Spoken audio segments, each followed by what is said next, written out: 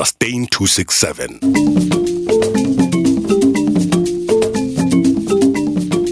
Welcome to the Sustain 267 podcast, where we host conversations on different issues affecting climate change in Botswana and the rest of Africa. I am your host, Patukili Sidze. In this episode, we're talking about intersectionality, specifically intersectional environmentalism. Intersectionality is a term that was coined in 1989 by Professor Kimberlé Crenshaw to describe how race, class, gender, and other individual characteristics intersect with one another and overlap. Intersectionality has, in a sense, gone viral over the past 5 years into intersectional environmentalism. Today, we unpack what it is and what it means within the African context and how we may leverage off of it to have more inclusive climate solutions. For this conversation, I'm joined by Gugu, who works to advance intersectional environmentalism, and later on an intersectional environmentalist, Tinaye. Gugu Nonjinge is an external communications and advocacy professional with extensive experience in the social policy sector. Her areas of interest are gender and climate justice. As an NDP 2030 ambassador, her personal work through her foundation is focused on the holistic development of the African child and active inclusion of the youth demographic at all levels of governance. She works to shine a gendered lens on climate change mitigation policies on the African continent. She has been recognized by the British High Commission in South Africa as a woman leading on climate change activism ahead of COP26. Gugu has also received awards such as the Social Cohesion and Civil Society Main Award by the National Youth Development Agency and recognition as a Masisulu Woman of Fortitude by the Department of Energy for her work on gender justice. The first question I posed to Gugu was, what does intersectionality mean to her, especially within the African context? Thank you so much for having me on your podcast, Patu. I'm really looking forward to the engagement today and sort of, the discussion, and hoping that it will be robust and hoping that your listeners will learn a thing or two. I think for me, even outside of the known definition of intersectionality, for me, it's more of how the impact of different intersectional elements, or rather of different elements of a person's identity. So, for example, your gender, your class, your race, sexual orientation sort of affect or rather interact differently, or affect some of the challenges that a person sort of experience. And for me, this term sort of implies that you as a person, you cannot see separate different parts of a person's identity, and that some of these elements are sort of greater than any single part. So you have to sort of recognize all of these elements all together. And that when you sort of take intersectionality into account, you consider differences both between and within relative groups, and not just in an individual's identity alone. In the African context, the same applies in the African context, but also I think in the present day, for me, it's more of, in whatever work that we're doing, we need to sort of recognize this, especially things like race and gender. And again, sexual orientation, because these are the most marginalized groups in Africa. Young people, your Black people, your lower income class, those who are poor, and obviously members of the LGBTQIA plus community. So those are the most marginalized. So for me, that's what it means in the African context, paying homage, or rather recognizing these before you interact with the person.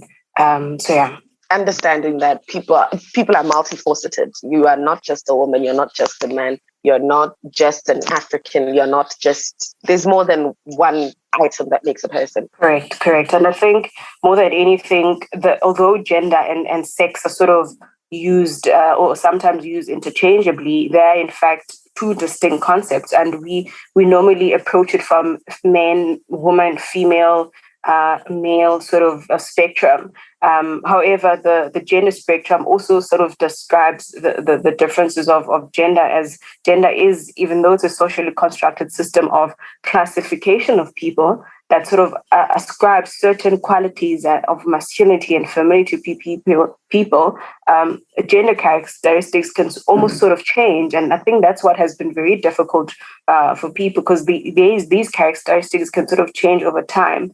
And they're different between cultures. So what happens in the Black community is not necessarily similar to what happens in white communities, similar to Indian, mixed race, colored communities. So we need to also be very conscious of how gender is always sort of synonymously used with, with sex, even though they're two different, distinct concepts. So I understand what it means and how it affects different people, but why is it important? I think more than anything, I think more than anything, it stems from not necessarily from the idea, but also from research or the knowledge that climate change sort of affect women differently, right? And if we are going to advocate for climate justice, as you've sort of alluded to, if we're going to advocate for climate justice, and if we're going to mitigate climate change and find resilient ways for us to adapt to climate change, we have to start from advocating for intersectional environmentalism. Why? Because this is it's inclusive. Intersectional environmentalism or intersectional climate justice advocates not just for the protection of our people, but also of our planet. More than anything, intersectional environmentalism part also identifies ways in which injustices happen to the marginalized communities. So by marginalized groups. So I'm talking about women. I'm talking about members of the LGBTQIA plus communities, and I'm talking about the young people as well. That these marginalized groups and the earth are interconnected. You cannot separate one from the other, right? So intersectional environmentalism or intersectional justice, or climate justice, sort of also brings justice to those people, together with the earth, to the forefront, and does not sort of minimize or silence social inequality. And in this space, it sort of recognizes the gender inequality that sort of exists in our respective communities. So that's where the gender and climate change theme, sort of intersectionality, sort of comes through and sort of underscores the importance of it. I think up to now we've been giving more general examples of where we see intersectionality. So now filtering it down to environment, what intersectional environmental challenges do we face as Africans or in Africa across the continent? I think I'm going to start from sort of unpacking that gender has historically sort of played an important role in defining social structure and social cultural responsibilities within Black communities. And that's where it needs to start. And we also need to sort of recognize that women have sort of a special relationship to things like water. In the African context, we've seen this when women are given birth, during ceremonies, and also when doing simple things like cooking and cleaning, right? So the absence of water, the problem of water scarcity in Africa sort of hits women first before it sort of gets to any other members of the community. So the other ones who sort of bear the brunt of climate change, or rather climate change effects, and the intersections between gender and climate change, climate change, and health as well, is something that we have to sort of explore and sort of look into quite in depth. A very, very simple example is that in the face of extreme weather events, or rather natural disasters, like say flooding, women are more vulnerable to injury and death than men. That's something that's been proven, and that's something that's been written quite a lot in literature. Similar to how, again, women are much more likely to be living in poverty and are less likely to own land, resources to protect them during post-disaster situations, and obviously have less control over production and income, especially in Africa. Those women, again, are less educated and have received less training. They have less institutional support and obviously access to information. They have less freedom of association and fewer positions of decision-making bodies in this community. So they are the ones that sort of face the effects of climate change more intensively compared to any other members of communities. So both climate change and gender inequality sort of have a profound impact on women. And that's something that's where we sort of need to start recognizing the importance of this intersectionality. When you give the example of the intersectionality of women and climate crisis, I remember someone one time told me about in Mozambique that when after the cyclone, when aid was there provided, everyone was affected, but women more so, because now when aid arrived, whereas men got their aid and some of them would have to bribe financially for their aid, women were only given the option of sex for aid, which then puts a crisis on top of another one. And that's a challenge that is almost exclusively facing women, although everyone is facing the challenge of trying to rebuild their lives after a cyclone. I agree. Yeah. And I think that's not just a case of Mozambique alone, but also this plays out throughout the African continent. Yesterday, I was presenting a transitional justice and climate change module in a course, and one thing that I sort of found was that these conflicts, for example, in different African countries, one, yes, they may be starting through political reasons, economic reasons, but majority of them are exacerbated by one single common factor, which is climate change, right? Meaning which the same experiences that women in Mozambique sort of face because of climate change are very similar to women in Nigeria, women in South Sudan, women in let's say in Mali. So that's not necessarily the beauty of it, but also I don't know how to put it, but also for me, it sparks a light that actually this is an issue, not just that is an issue that is regional specific, but is an issue that is across the board, and not just even in Africa alone. There are other countries in other states that also the women face similar instances and similar situations because of climate change. Also on intersectionality, there seems to also be a pushback where when someone brings up issues of race, of labor rights, let's say within the sustainable fashion movement, of gender within the environmental movement, it's perceived as a destruction to the real cause. And the real cause is the environment, and everything else is a distraction. Everything else is taking away from the issue at hand. By having these, seeing as they're looked at as side conversations, why not just talk about, if someone says, why not just talk about environment? Why do we then need... I see that. I think more than anything, we are still moving towards a society that even understands what gender is, even before we can sort of move into the concept of intersectionality or even understanding intersectionality. Our societies are still very, very hesitant into unpacking, especially your local level ordinary citizen, right? If you're going to tell them about gender, all they know is the men and women, and women are meant to do those type of roles. Those, very problematic understanding of these roles. I think for going forward now, we want to contribute to the climate change and the climate justice agenda without having to take away from its importance, but also it's very vital and very important for us to bring in these intersectionalities, youth, gender, and so forth. One, mostly because gender plays an important role in defining climate change vulnerabilities and obviously resilience. That's one thing that people need to start. That's what needs to start clicking in people's minds, right? And that we sort of need to, if we are going to start finding ways of mitigating, resilient ways of adapting, mitigating climate change, our strategies need to be very inclusive, right?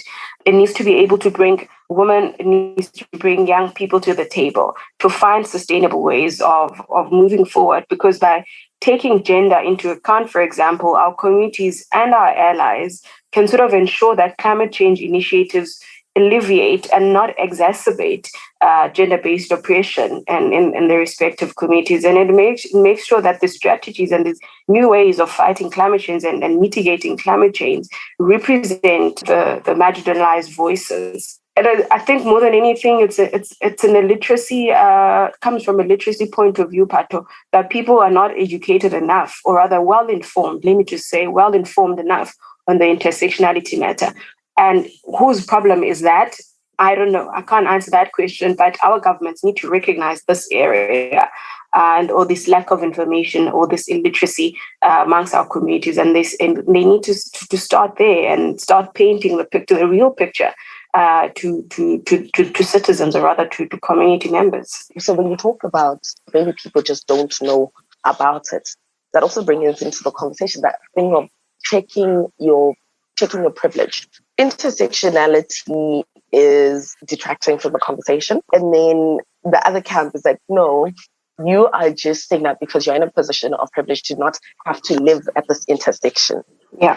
Or experience the challenges that come with this intersection. No, I agree with you.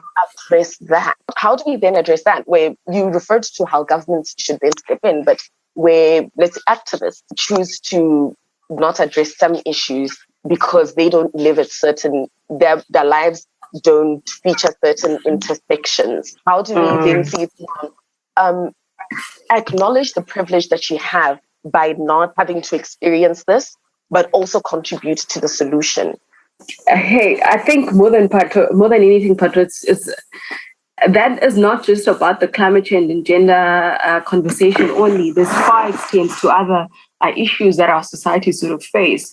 And I don't think we've found ways in sort of tackling these gaps, right? But more than anything, I think finding spaces to sort of educate such people is the only way to go. Finding spaces to engage them in a much more safer spaces to engage them and inform them of the realities on the ground, and sort of bring it forth for them to sort of be able to unpack and also understand these lived realities of our people, and not just on the climate change and gender lens, or rather climate change and gender conversation only, but in other areas such as youth inclusion and governance, women participation and peace building, and all of those. So it'll take a society that is willing to teach, and also a society that is willing to unlearn and learn new ways of engaging with such issues and new ways of tackling such issues. There's no direct line I can sort of point you to, rather direct point of departure that I can sort of point you to, because it's something that is beyond me and you, but also it takes me and you being able and being willing to sort of inform those we sort of encounter who are not open enough, not necessarily open enough, but unaware of these intersectionalities and the importance they play in us finding sustainable solutions to move forward. Definitely. And I guess it's really a thing of, because we know better, we need to now do better. Even though the whole idea of, not even the whole idea, but the word intersectionality is rather recent, and someone else could say, well, we've been addressing issues without this for so long, but now that we are in a position of knowing better, we must do better. Agreed. Yeah. And then now looking at solutions, we understand that different issues affect different people better. Different issues affect people differently. How was that a tongue twister? What are some of the action items we should look at going forth that can address the issue of these different intersections, considering that there are so many of them? So I'm sure we can't even have a blanket solution. That's a very loaded question. There's numerous pathways to this. Basically, you're asking, how do we ensure that these intersectionalities are one, acknowledged, and one, addressed in dealing with climate change? Am I getting you correctly? Yes. Okay, cool. I think one, it needs to start at a knowledge level and a literacy level. For me, this climate change conversation, Pato, in all of the recommendations and whatever conversation I'm having, but the literacy part comes in very strongly for me. I'm going to tell you why. Because if we have a population that, one, does not understand what climate change is, there's no way that we can address climate change. So my point of departure in this conversation is that we need to start at a literacy level, because I believe that if we're going to start tackling climate change or finding these ways of adapting to climate change, we need to, and also if we're going to start building climate resilience, not just in Africa, but just across the world, is that we will require a much more committed and obviously a coordinated effort that is one backed by significant resources and a population that understands and supports the need for prioritizing climate change. One of the most interesting findings that I sort of always share is from the Afrobarometer, and that is a public opinion survey that was done between 2016 and 2018 on climate literacy. That in Africa, there's only 3 in 10, that's 28% of Africans that are fully climate literate.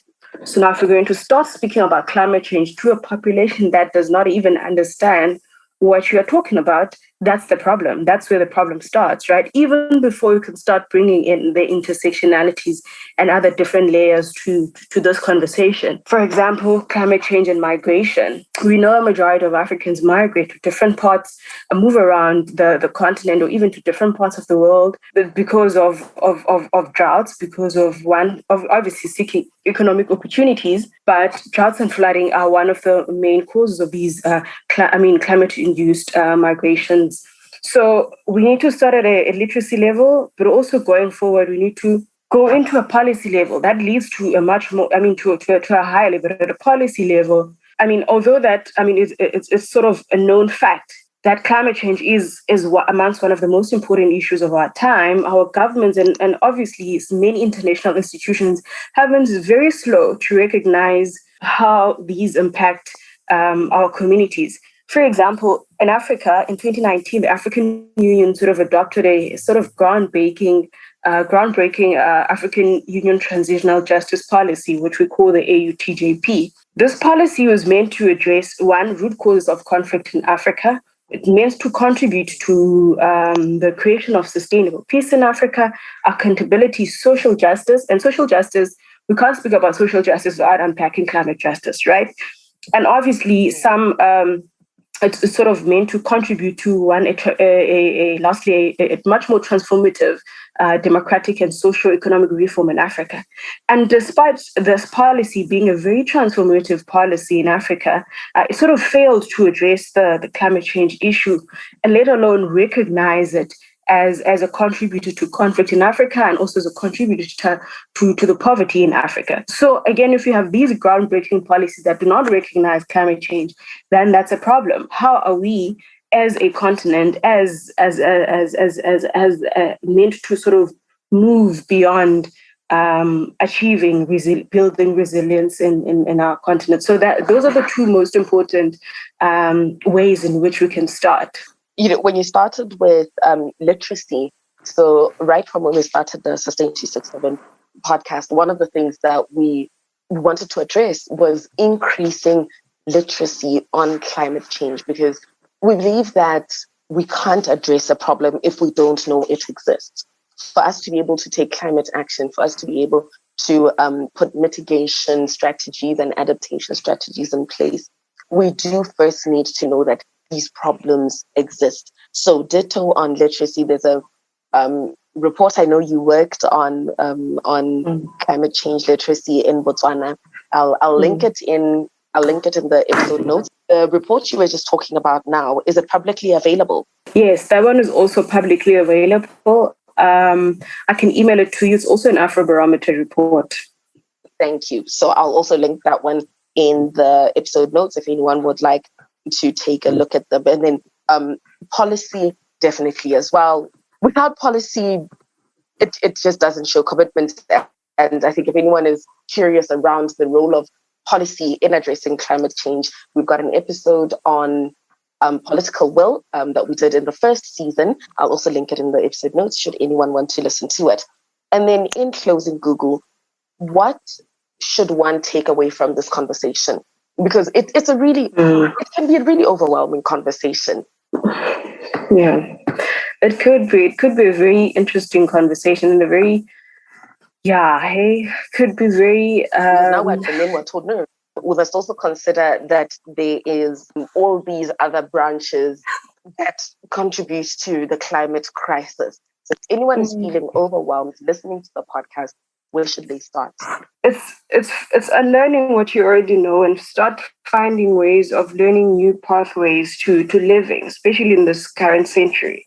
There's various other issues beyond climate change that affect our lives that we are stuck in the old way of knowing, so much so that these new things that come up sort of come at a surprise, and so much so that we are unable to adapt and live going forward. So start at learning for example, starting at simple things and understanding gender, intersectionality, and start applying those in your ways of living and the work that you are doing personally. So that would be sort of start on the issue of climate change. It's again starting from knowing and learning and then passing that information to the next person. It could even lead to things like, hey, do you know what causes climate change? Do you even know the presentation I was doing yesterday, Pato, I needed to start having the conversation and unpacking the difference between climate change and global warming.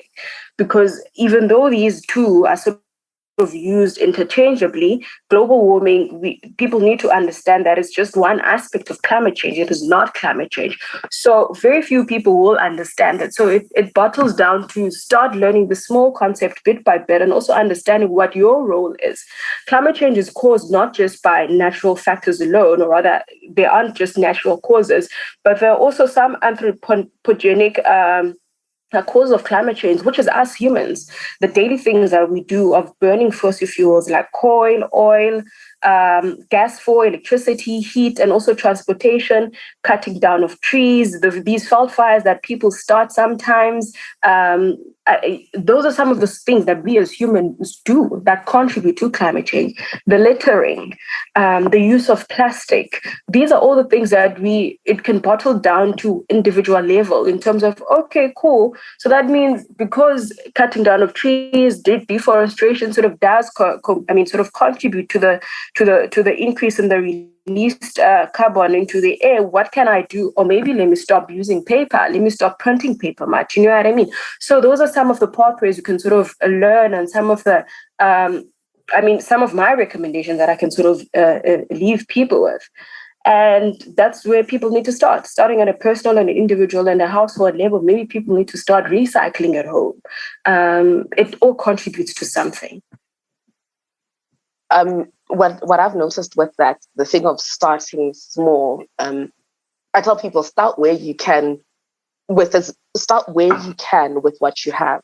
I don't expect the bank to start by saying that they're going to start recycling their paper. You're a bank. You can't recycle paper and invest in coal. Use your muscle. Use the muscle that you have, and then there's also the argument of, are some of these things not too small? And when I think about it, so I've decided to stop using plastic straws. And the reason with that wasn't, yes, it was because of the waste, but it also just helps me become a more conscious person. Having to say no to straws that often keeps you conscious. If you get into the habit of little things that you think might not contribute, they keep you conscious of your footprint. And if we could all just be a little more conscious, then we might have an even bigger effect or impact. No, I agree. I definitely agree with you, Pato. It's not just up to government alone, because yes, we have other issues that we're sort of dealing with, and climate change might not be one of the most important problems amongst Africans. I mean, there's data to back that up, but it will be one of the significant problems that we face, because one, if we do not act now and if we do not act right now, these effects of climate change are going to start playing into our daily lives. The price of food has already been increasing, not just in South Africa, but just across the continent. Why? Because farmers or people in the agricultural sector have been finding it very difficult to adapt to new ways of and sustainable ways of farming. The droughts and the flooding plays quite a lot of roles in the production of food and crop farming and all of those. And this sort of does influence the prices of very basic foods like your maize meals. And these are things we can't ignore any further. And slowly but surely, these will play very, very significantly in our daily lives. So now if I can't buy maize meal in the 50 rands that I normally, now it's costing me 100 rands. In what economic climate, because there's also that too, that our economy in Africa is not as a whole, not just in South Africa as a whole, as alone, the youth unemployment, there's quite a lot at play in this. And sometimes it does, I agree with you, it does need, people just need to start where they are with what they have, because if these things are a cycle, they're all interconnected and we can't break them down. Gugu, thank you so much for joining me for this conversation. It's been very enlightening and hopefully our listeners will learn from it. Thank you for having me, Pato. Have a good day. Links to the documents we mentioned in our conversation can be found in the episode notes. Next, I had a conversation with Botswana-based Tinaye. Tinaye Mabara is an intersectional environmentalist, upcycler, and a trying zero-waster. She's passionate about lifestyle-based environmentalism and is also in pre-development consulting as an environmental consultant, where she works towards identifying and mitigating impacts of development on the socio-economic and physical environments. But before we go into that conversation, I would like to say a big thank you to our Sustain 267 patron for making this episode possible. If you don't know what Patreon is, it's basically a platform where you can support creatives to create content like this podcast. So if you appreciate the Sustain 267 podcast and have learned anything from it, feel it is necessary, and would like to contribute towards the production of future episodes, please become a patron from as little as $3 a month. The link is in the episode notes. The first question I asked her, similar to what I asked Gugu, what does intersectionality mean to you as someone who identifies as an intersectional environmentalist? I feel like intersectionality kind of highlights how aspects of a person's social and political identities brings out their vulnerabilities. It's we have very distinct vulnerabilities and privileges when it comes to climate justice issues. Climate change doesn't affect us on the same level. We all have there's levels to it. There are people that usually get affected the most, and those are usually people that are least responsible for climate change. And then there's people that sort of like have a blanket around them and they don't really get affected as much. So intersectionality helps in the sense that when we look at the factors that make people vulnerable, especially to climate change, we're able to come up with interventions that are very specific and meaningful. That is true. So not just the thing of putting out solutions, but they have to be meaningful. My second question for you was, what does that look like in Botswana? I know you identify as a sectional environmentalist and you stay in Botswana. Practically, what does that mean within Botswana? What does that look like? Basically, it kind of looks like the Sustainable Development Goals because what I've realized in the work that I do, I'm an environmental consultant. So I've realized that when we incorporate Sustainable Development Goals into the work we do, it actually merges some of the development goals, in fact, if not all of them, are interlinked in a way that one actually forms the base for you to achieve another. So I would say that in Botswana, intersectionality really comes in. Sustainable development goals really bring out that intersectionality because they recognize how, for example, SDG 12, which has to do with accessible water for most of the population, will definitely just kind of like target goal number 3 as well, where it contributes to good health and well-being of people. So, yeah, I feel like in my own experiences, I've kind of realized that most of the work that I do has to do with socioeconomic background researches.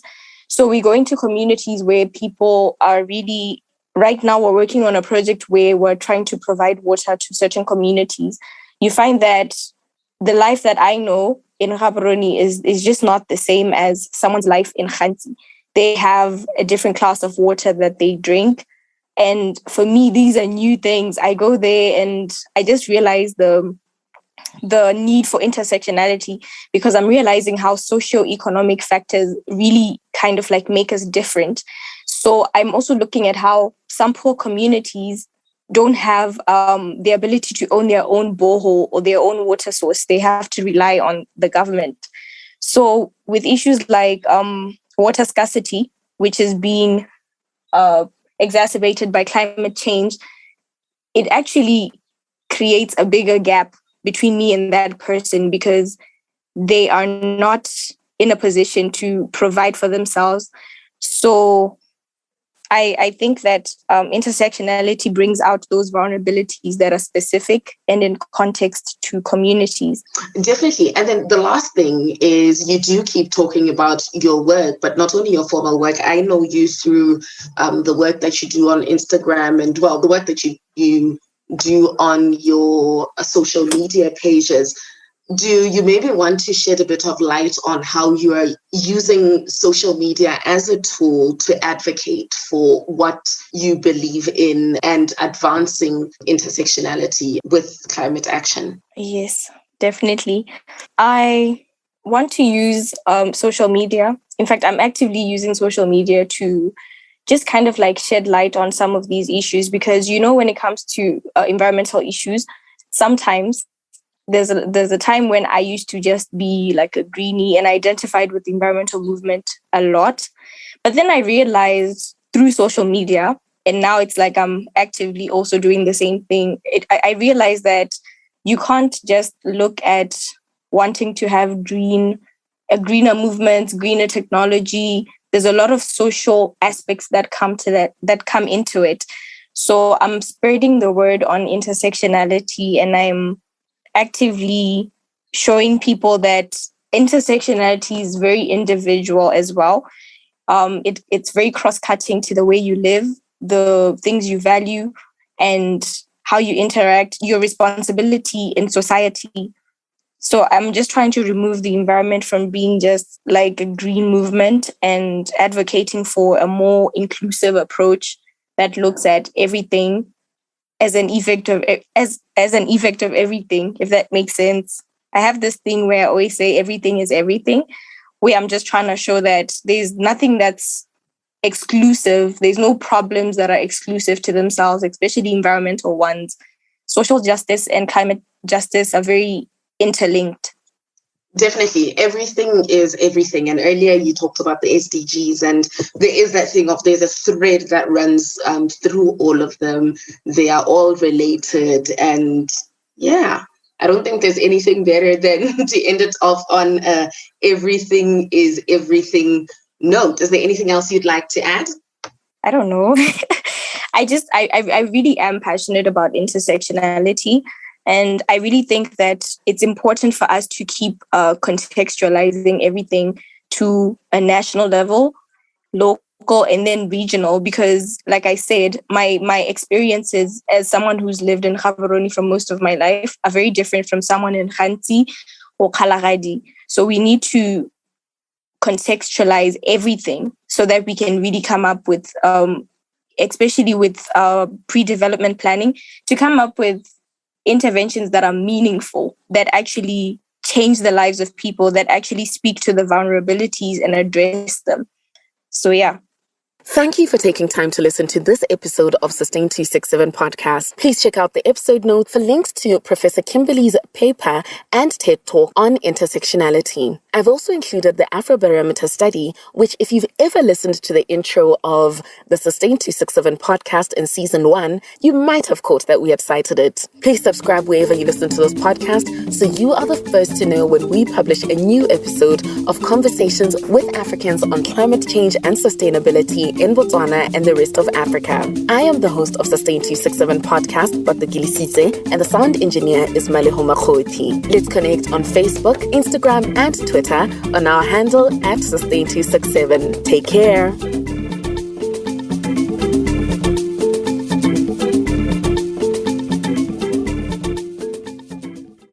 Sustain 267.